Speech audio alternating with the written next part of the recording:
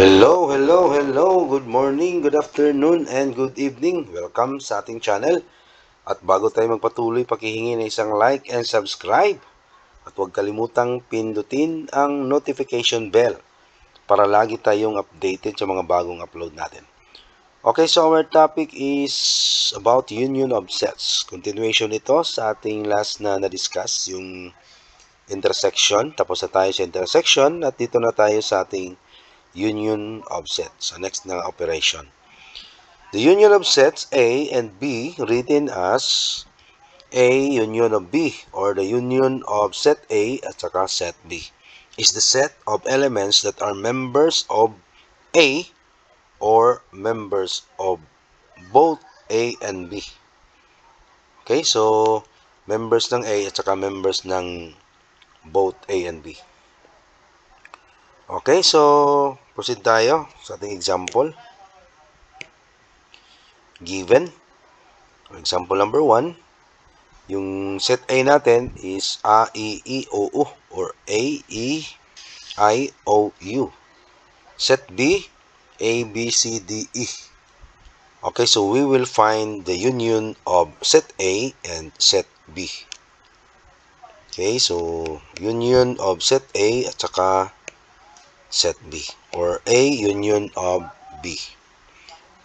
So, ano yung nasa set A? So, sulat natin ito, A, E, I, O, U.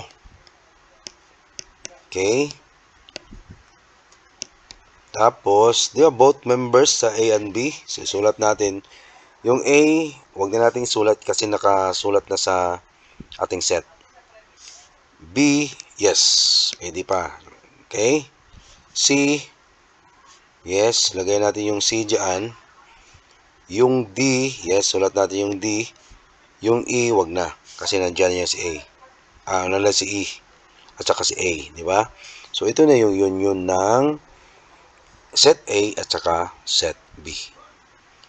Okay, next, letter B, or number 2 example. Yung given natin dito, set A is N-O-N-E-S-T. Set B, C-U-T-E, or cute. Okay, we will find the union of set A at saka set B. So, yung union ng set A at saka set B, A union of B, that is equal to, ano ba yan? Hindi na ako marunong magsulat ng set pa. Okay? So, sulat natin yung honest dyan. H-O-N-E-S at saka T. So, C, sulat natin yan. Okay? What about CU? Yes, sulat natin CU. Yung T, wag na kasi nandyan na si T, di ba? E, wag na rin kasi nandyan na si E. Okay, so yan na yung kanilang union. So, the union of A at saka set B, ito yung si H-O-N-E-S-T, C at saka U. Okay? So, proceed tayo sa difference of a set. Difference of a set, the difference of a set A and B, written as A minus B, is a set of elements in A that are not in B. Okay, example. So, yung given natin dito, R, O, Y, G, V, I, B. And set B, yung elements niya ay R, Y, B. So, we will find A minus B. Okay, so A minus B so equals, so, ang definition na, balikan natin, yung definition niya is a set of elements in A that are not in B. Okay, ibig sabihin, i-minus na lang natin ito si R. Kunin natin yan, tsaka Y, at tsaka B. So, ang naiwan, O, G, V, at saka I. Okay? Next, ito na yung difference ng set A at saka set B. OGVI. So, example number 2. Yung given natin dito, triangle, square, pentagon, at saka decagon. And set B, line, ray, at saka triangle. So, dalawa yung hanapin natin. Yung letter A, yung difference ng set A at saka set B. Okay?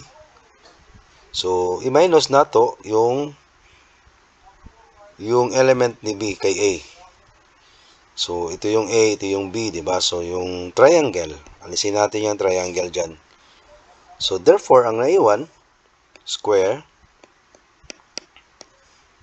pentagon, at saka decagon. Okay? Yun ang element ng, or difference ng set A at saka set B. Okay, next number, letter B. Baliktarin natin yung difference ng set B at saka A. Okay, or B minus A. So, B, ito yung B, di ba? So, kunin natin yung triangle pa rin yung kunin natin. Okay? So, ang naiwan, line, at saka si ray. Okay, so ito na yung difference ng set B at saka set A. So, again, maraming salamat sa panonood at pakikinig. At sa hindi pa nakasubscribe, paki-subscribe na lang at huwag kalimutang pindutin ang notification bell para lagi tayong updated sa mga bagong upload natin. Okay po, so maraming salamat and God bless.